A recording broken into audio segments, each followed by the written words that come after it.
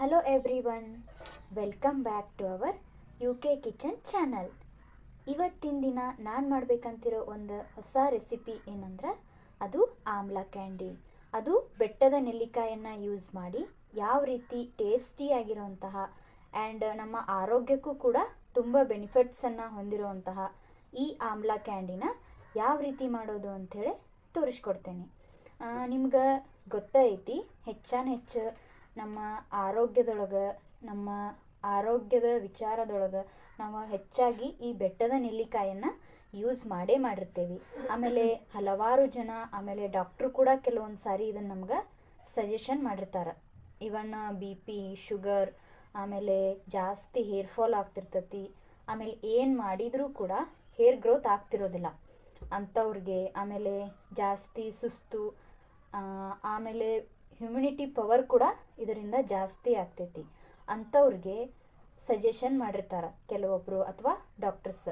ಏನಂದ್ರೆ, ನೀವು ಡೈಲಿ ಒಂದು ನೆಲ್ಲಿಕಾಯಿ ತಿನ್ನಿರಿ ಅಥವಾ ಬೆಟ್ಟದ ನೆಲ್ಲಿಕಾಯನ್ನು ಜ್ಯೂಸ್ ಮಾಡ್ಕೊಂಡು ಕುಡೀರಿ ಅಂಥೇಳಿ. ಬಟ್ ಒಬ್ಬೊಬ್ಬರಿಗೆ ಬರೇ ಹಾಗೆ ಇದನ್ನು ನೆಲ್ಲಿಕಾಯಿ ತಿನ್ನೋಕೆ ಆಗೋದಿಲ್ಲ, ಆಮೇಲೆ ಜ್ಯೂಸ್ ಕೂಡ ಕಹಿ ಅನ್ನಿಸ್ತೈತಿ. ಆದ್ದರಿಂದ ಅವಾಗ ಏನು ಮಾಡ್ಬೇಕಂದ್ರೆ, ನೀವು ಈ ರೀತಿ ಟೇಸ್ಟಿಯಾಗಿರುವಂಥ ಆಮ್ಲ ಕ್ಯಾಂಡಿನ ರೆಡಿ ಮಾಡಿಕೊಂಡು ಡೈಲಿ ಒಂದೊಂದು ಪೀಸಾಗಿ ತಿಂತಾ ಬಂದ್ರೆ ನಿಮ್ಗೆ ಆರೋಗ್ಯನೂ ಸುಧಾರಿಸ್ತೈತಿ. ಆಮೇಲೆ ಯಾರಿಗೆಲ್ಲ ಹೇರ್ ಫಾಲ್ ಆಗ್ತಿರ್ತೈತಿ, ಆಮೇಲೆ ಹೇರ್ ಗ್ರೋತ್ ಆಗಬೇಕಂತೇಳಿ, ಆಮೇಲೆ ವೈಟ್ ಹೇರ್ಸ್ ಏನು ಆಗ್ತಿರ್ತಾವಲ್ಲ ಅವು ಕೂಡ ಕ್ರಮೇಣವಾಗಿ ಬ್ಲ್ಯಾಕ್ ಆಗ್ತಾ ಬರ್ತಾವ. ಈ ರೀತಿಯಾಗಿ ಈ ಆಮ್ಲ ಕ್ಯಾಂಡಿ ರೆಸಿಪಿ ಇದರಿಂದ ಕೇವಲ ಬಾಯಿ ರುಚಿಗೆ ಅಷ್ಟೇ ಅಲ್ಲ, ಇದರಿಂದ ಹಲವಾರು ಆರೋಗ್ಯವಾದಂತಹ ಬೆನಿಫಿಟ್ಸ್ ಕೂಡ ಅದಾವ. ಆದ್ದರಿಂದ ಈ ಟೇಸ್ಟಿಯಾಗಿರುವಂತಹ ಆಮ್ಲ ಕ್ಯಾಂಡಿನ ಯಾವ ರೀತಿ ಸಿಂಪಲ್ಲಾಗಿ ರೆಡಿ ಮಾಡೋದು ಅಂಥೇಳಿ ನಾನು ಇವತ್ತಿನ ದಿನ ತೋರಿಸ್ಕೊಡ್ತೇನೆ. ಬರ್ರಿ, ಹಾಗಾದ್ರೆ ಮತ್ತೆ ತಡ ನೋಡ್ಕೊಂಬರೋಣ ಟೇಸ್ಟಿಯಾಗಿರುವಂತಹ ಆಮ್ಲ ಕ್ಯಾಂಡಿನ ಯಾವ ರೀತಿ ರೆಡಿ ಮಾಡೋದು ಅಂಥೇಳಿ. ಆಮ್ಲ ಕ್ಯಾಂಡಿ ಮಾಡೋಕೆ ಫಸ್ಟಿಗೆ ನಮ್ಗೆ ಬೆಟ್ಟದ ನೆಲ್ಲಿಕಾಯಿ ಬೇಕಾಗ್ತೈತಿ. ನಾನಿಲ್ಲಿ ಇಷ್ಟು ತೊಗೊಂಡೇನಿ. ನಿಮ್ಗೆ ಇನ್ನೂ ಜಾಸ್ತಿ ನೀವು ಏನಾದರೂ ರೆಡಿ ಮಾಡ್ಕೋತಿದ್ರೆ ಇನ್ನೂ ಜಾಸ್ತಿ ತೊಗೋಬೋದು. ನಾನಿಲ್ಲಿ ಇಷ್ಟು ತೊಗೊಂಡೇನಿ. ನೆಕ್ಸ್ಟ್ 1 ಕಪ್ ಬೆಲ್ಲ. ನಾನಿಲ್ಲಿ ನೆಲ್ಲಿಕಾಯಿ ತೊಗೊಂಡು ಅದಕ್ಕೆ ಎಷ್ಟು ಹೋಗ್ತೈತಿ ಮೆಜರ್ಮೆಂಟ್ ನೋಡಿಕೊಂಡು 1 ಕಪ್ ಅಷ್ಟೇ ಬೆಲ್ಲ ತೊಗೊಂಡೇನಿ. ನೀವು ಜಾಸ್ತಿ ನೆಲ್ಲಿಕಾಯಿ ಹಾಕಿ ರೆಡಿ ಮಾಡತ್ತಿದ್ರೆ ನೀವು 2 ಕಪ್ 3 ಕಪ್ ಈ ರೀತಿ ಬೆಲ್ಲ ತೊಗೋಬೋದು. ನೆಕ್ಸ್ಟ್ ಬೆಳ್ಳುಳ್ಳಿ, ಜೀರಿಗೆ, ಆಮೇಲೆ ಕರಿಬೇವು, ಪುದೀನ, 2 ಮೆಣಸ್ಕಾಳು. ಜಾಸ್ತಿ ಹಾಕಬಾರ್ದು, ಯಾಕಂದ್ರೆ ಇದು ಜಾಸ್ತಿ ಖಾರ ಘಾಟ ಆಗ್ಬಿಡ್ತೈತಿ. ಅದಕ್ಕೆ 2 ಹಾಕ್ಬೇಕು. 2 ಹಾಕಿದ್ರನ ಟೇಸ್ಟ್ ಚೆನ್ನಾಗಿರ್ತೈತಿ. ನೆಕ್ಸ್ಟ್ ರುಚಿಗೆ ತಕ್ಕಷ್ಟು ಕಲ್ಲುಪ್ಪು. ನಾನಿಲ್ಲಿ ಕಲ್ಲುಪ್ಪನ್ನು ಯೂಸ್ ಮಾಡತ್ತೇನೆ, ಸಣ್ಣ ಉಪ್ಪು ಯೂಸ್ ಮಾಡತ್ತಿಲ್ಲ. ಯಾಕಂದ್ರೆ ಕಲ್ಲುಪ್ಪು ಯೂಸ್ ಮಾಡೋದ್ರಿಂದ ಆರೋಗ್ಯಕ್ಕೂ ಒಳ್ಳೆಯದು, ಆಮೇಲೆ ಟೇಸ್ಟ್ ಕೂಡ ಚೆನ್ನಾಗಿ ಬರ್ತೈತಿ ಅದಕ್ಕೆ. ನೆಕ್ಸ್ಟ್ ರುಚಿಗೆ ತಕ್ಕಷ್ಟು ಖಾರದ ಪುಡಿ. ಇಷ್ಟಿದ್ರೆ ಸಾಕು, ನಾವು ಟೇಸ್ಟಿ ಆ್ಯಂಡ್ ಹೆಲ್ತಿಯಾಗಿರುವಂಥ ಆಮ್ಲ ಕ್ಯಾಂಡಿನ ರೆಡಿ ಮಾಡ್ಬೋದು. ನಾನಿಲ್ಲಿ ಗ್ಯಾಸ್ ಮೇಲೆ ಒಂದು ಈ ರೀತಿ ಪಾತ್ರೆ ಇಟ್ಕೊಂಡೇನಿ. ಅದಕ್ಕೆ ಏನು ಮಾಡ್ತೇನೆ ಅಂದ್ರೆ, ವಾಶ್ ಮಾಡಿ ಇಟ್ಕೊಂಡಿರೋಂಥ ನೆಲ್ಲಿಕಾಯಿ ಹಾಕ್ತೇನೆ. ನೆಕ್ಸ್ಟ್ ಅದಕ್ಕೆ ನೀರು ಹಾಕಿ ಅದನ್ನು ನೆಲ್ಲಿಕಾಯಿ ಎಲ್ಲ ಬೇಯಿಸ್ಕೋಬೇಕು. ಯಾವ ರೀತಿ ಅಂದ್ರೆ, ನೀವು ಯಾವ ರೀತಿ ಈಗ ಆಲೂಗಡ್ಡೆ ಅದು ಬೇಯಿಸ್ಕೊಂಡಿರ್ತೀರಲ್ಲ, ಸ್ಮ್ಯಾಶ್ ಮಾಡೋಕ್ಕೆ ಬರೋ ರೀತಿ, ಆ ರೀತಿ ಈ ನೆಲ್ಲಿಕಾಯಿ ಗಟ್ಟಿ ಇದ್ದಿದ್ದೆಲ್ಲ ಸ್ಮ್ಯಾಶ್ ಮಾಡೋಕ್ಕೆ ಆಗೋ ರೀತಿ ಕುದಿಬೇಕು. ಆ ರೀತಿ ನೀವು ಇದನ್ನು ಸಣ್ಣಗೆ ಕುದಿಸ್ಕೋಬೇಕು. ಈಗ ಈ ರೀತಿ ಪೂರ್ತಿಯಾಗಿ ಬೆಂದ್ಮ್ಯಾಗ ನೀವು ಇದನ್ನು ಈ ರೀತಿ ಒಂದೊಂದು ಈ ರೀತಿ ಈಗ ಬೆಂದಾವ. ಇವನ್ನೇನು ಮಾಡ್ಬೇಕಂದ್ರೆ, ಈ ರೀತಿ ಸಪ್ರೇಟಾಗಿ ಒಂದು ಪ್ಲೇಟಿಗೆ ತೆಗೆದಿಟ್ಕೋಬೇಕು. ಇವು ಪೂರ್ತಿಯಾಗಿ ಬೆಂದಾವಿಲ್ಲ ಅಂಥೇಳಿ ತಿಳ್ಕೊಳಕ್ಕೆ ಯಾವ ರೀತಿ ಅಂದ್ರೆ, ಈ ರೀತಿ ಇವ್ನು ನೀವು ಹಿಸ್ಕಿ ನೋಡ್ಬೇಕು. ಈ ರೀತಿ ಇದು ಬೀಜ ಎಲ್ಲ ಓಪನ್ ಆಗ್ಬೇಕು. ಈ ರೀತಿ ಆಗಿದ್ರೆ ಇದು ಪೂರ್ತಿ ಬೆಂದತೆ ಅಂಥೇಳಿ ಅರ್ಥ. ಅಂದ್ರೆ ಮಾತ್ರ ನಿಮ್ಗೆ ಕ್ಯಾಂಡಿ ರೆಡಿ ಮಾಡಾಕಿದ್ದು ಸರಿಯಾಗಿ ಬರ್ತೈತಿ, ಇಲ್ಲ ಅಂದ್ರೆ ಸರಿ ಆಗೋದಿಲ್ಲ. ಅದಕ್ಕೆ ಈ ರೀತಿ ಪೂರ್ತಿಯಾಗಿ ನೀವು ಇದನ್ನು ತಕ್ಕೊಂಡು ಈ ರೀತಿ ಬೀಜನ ಸಪ್ರೇಟ್ ಮಾಡಿ ಈ ರೀತಿ ಇವನ್ನ ಪೀಸಾಗಿ ಮಾಡಿ ಇಟ್ಕೋಬೇಕು. ಫಸ್ಟ್ ಈ ರೀತಿ ಬೀಜ ಎಲ್ಲ ಸಪ್ರೇಟ್ ಮಾಡ್ಕೊಂಡ್ಮೇಲೆ ಒಂದು ಮಿಕ್ಸಿ ಜಾರ್ ತೊಗೊಂಡು ಅದಕ್ಕೆ ನೀವೇನು ಇವನ್ನ ಬೀಜ ಸಪ್ರೇಟ್ ಮಾಡ್ಕೊಂಡು ಪೀಸ್ ಮಾಡ್ಕೊಂಡಿರ್ತೀರಲ್ಲ ಅದನ್ನೆಲ್ಲ ಹಾಕೋಬೇಕು. ಹಾಕ್ಕೊಂಡು ಇದಕ್ಕೆ ಬೆಳ್ಳುಳ್ಳಿ, ಜೀರಿಗೆ, ಮೆಣಸು, ಪುದೀನ ಕರಿಬೇವು ಏನಿಟ್ಟಿರ್ತೇವಲ್ಲ ಇದನ್ನೆಲ್ಲ ಸೇರಿಸ್ಕೋಬೇಕು ಈ ರೀತಿ. ಆಮೇಲೆ ಉಪ್ಪು ಕೂಡ ನಾವು ಈಗ ಗ್ರ್ಯಾಂಡ್ ಮಾಡೋ ಮುಂದನ ಹಾಕ್ಕೋಬೇಕು.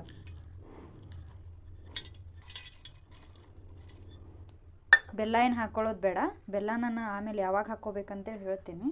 ಈಗ ಸದ್ಯಕ್ಕೆ ಇಷ್ಟು ಹಾಕಿ ಇದನ್ನು ಸಣ್ಣಗೆ ಗ್ರ್ಯಾಂಡ್ ಮಾಡ್ಕೊಂಡು ಬರಬೇಕು. ಸಣ್ಣಗೆ ನೀವು ಇದನ್ನು ಗ್ರ್ಯಾಂಡ್ ಮಾಡ್ಕೋಬೇಕು.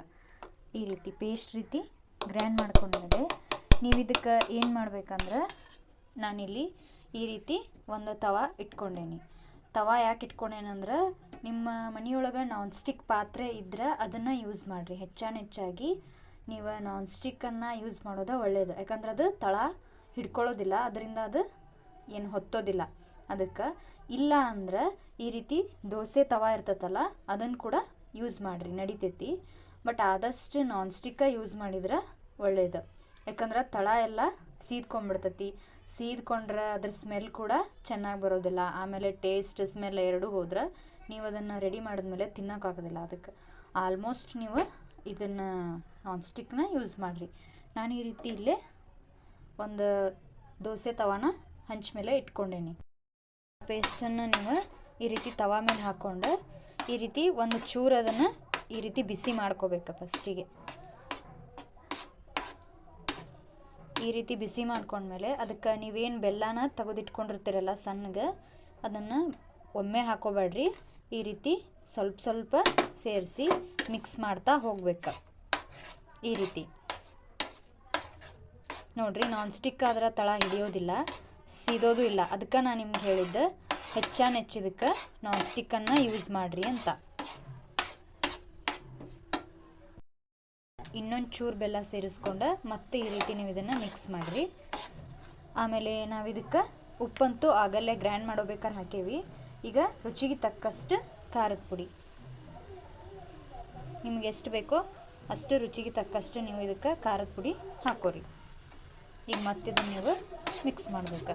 ಇದು ಪೂರ್ತಿ ಗಟ್ಟಿಯಾಗಿ ಒಂದು ಪೇಸ್ಟ್ ರೀತಿ ಆಗೋವರೆಗೂ ನೀವು ಇದನ್ನು ಮಿಕ್ಸ್ ಮಾಡ್ತಾನೆ ಇರಬೇಕು. ಈ ರೀತಿ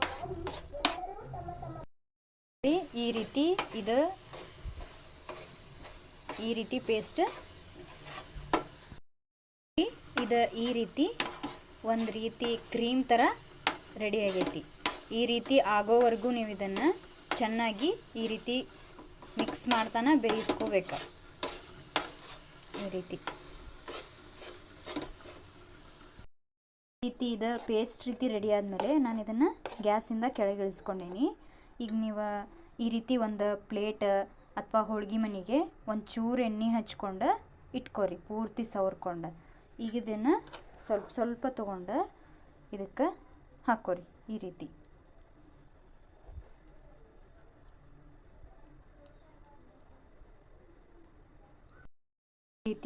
ಪ್ಲೇಟಿಗೆ ತಕ್ಕೊಂಡು ಇದನ್ನು ಆರೋವರೆಗೂ ಬಿಡ್ಬೇಕು. ನೀವು ಆರಿದ್ಮೇಲೆ ಒಂದು ಚಾಕು ಅಥವಾ ಒಂದು ಸ್ಪೂನ್, ಸಣ್ಣ ಸ್ಪೂನಿಗೆ ಒಂದು ಚೂರು ಆಯಿಲ್ ಹಚ್ಕೊಂಡು ಈ ರೀತಿ ಕಟ್ ಮಾಡ್ಕೋಬೇಕು. ನಿಮ್ಗೆ ಯಾವ ಸೈಜ್ ಒಳಗೆ ಬೇಕೋ ಆ ರೀತಿ ಈ ರೀತಿ ಕಟ್ ಮಾಡ್ಕೋಬೇಕು. ಈ ರೀತಿ ಸಣ್ಣ ಸಣ್ಣ ಪೀಸಾಗಿ ನೀವು ಕಟ್ ಮಾಡ್ಕೋಬೇಕು. ಇದನ್ನು ಇದು ಬಾಯಿ ರುಚಿಗೂ ಹೌದು, ಆಮೇಲೆ ನಮ್ಮ ಆರೋಗ್ಯಕ್ಕೂ ಕೂಡ ತುಂಬ ಬೆನಿಫಿಟ್ಸ್ ಐತಿ ಇದರಿಂದ. ಈ ರೀತಿ ಕೊರೆದಾದ್ಮೇಲೆ ನೀವು ಇದನ್ನು ತೆಗಿಯೋಕೆ ಹೋಗಬೇಡ್ರಿ, ಯಾಕಂದ್ರೆ ಇದು ಬಿಸಿನೂ ಇರ್ತೈತಿ, ಆಮೇಲೆ ಒಂಚೂರು ಮೆತ್ತಗೂ ಇರ್ತೈತಿ. ಆದ್ದರಿಂದ ನೀವು ಇದನ್ನು ಏನು ಮಾಡ್ಬೇಕಂದ್ರೆ ಮುಚ್ಚಿ ಒನ್ ಡೇ ಪೂರ್ತಿ ಇಡಬೇಕು. ನೆಕ್ಸ್ಟ್ ಡೇ ಅಂದ್ರೆ ನಿಮ್ಗೆ ಇದೆಲ್ಲ ಪೂರ್ತಿ ಡ್ರೈ ಆಗಿರ್ತೈತಿ. ಇವು ಈ ರೀತಿ ಸಣ್ಣ ಸಣ್ಣ ಪೀಸ್ ಸಿಗ್ತಾವೆ. ನೀವು ಡೈಲಿ ಇದನ್ನು ಒಂದೊಂದಾಗಿ ತಿಂತಾ ಬಂದ್ರೆ ನಿಮ್ಗೆ ಇಮ್ಯುನಿಟಿ ಪವರ್ ಕಡಿಮೆ ಇದ್ರೆ ಅದು ಕೂಡ ಜಾಸ್ತಿ ಆಗ್ತೈತಿ. ಆಮೇಲೆ ಎಷ್ಟೇ ಹೇರ್ ಫಾಲ್ ಆಗ್ತಿದ್ರೂ ಕೂಡ ನಿಮ್ಗೆ ಹೇರ್ ಫಾಲ್ ಕಂಟ್ರೋಲ್ ಆಗ್ತೈತಿ. ಆಮೇಲೆ ಆಮ್ಲ ತಿನ್ನದೇ ಇರೋರು ಈ ಮೆಥಡ್ ಯೂಸ್ ಮಾಡಿ ನೀವು ಈ ರೆಸಿಪಿ ಮಾಡಿಕೊಂಡು ತಿಂತಾ ಬಂದ್ರೆ ನಿಮ್ಗೆ ಈಗ ಯಾವುದೇ ಹೇರ್ ಪ್ರಾಬ್ಲಮ್ ಆಗಿರ್ಬೋದು, BP ಶುಗರ್ ಆಗಿರ್ಬೋದು, ಇನ್ನು ಆಮೇಲೆ ಜಾಸ್ತಿ ನಡೆದ್ರೆ ಸುಸ್ತು, ಕೆಲಸ ಮಾಡಿದ್ರೆ ಸುಸ್ತು ಅನ್ನೋರು ಕೂಡ ಈ ರೆಸಿಪಿನ ಟ್ರೈ ಮಾಡಿಕೊಂಡು ತಿನ್ನಿರಿ, ತುಂಬ ಒಳ್ಳೆಯದಿದೆ. ನಿಮ್ಗೆ ಇಲ್ಲಿವರೆಗೂ ಕೂಡ ಈ ವಿಡಿಯೋ ಇಷ್ಟ ಆಗೈತೆ ಅಂತ ತಿಳ್ಕೊತೀನಿ. ಇಷ್ಟ ಆಗಿದ್ರೆ ಪ್ಲೀಸ್ ಲೈಕ್ ಮಾಡಿರಿ, ಶೇರ್ ಮಾಡಿರಿ, ಕಮೆಂಟ್ ಮಾಡಿರಿ ಆ್ಯಂಡ್ ನಮ್ಮ ಚಾನಲ್ ಸಬ್ಸ್ಕ್ರೈಬ್ ಆಗಿರಿ. Thank you.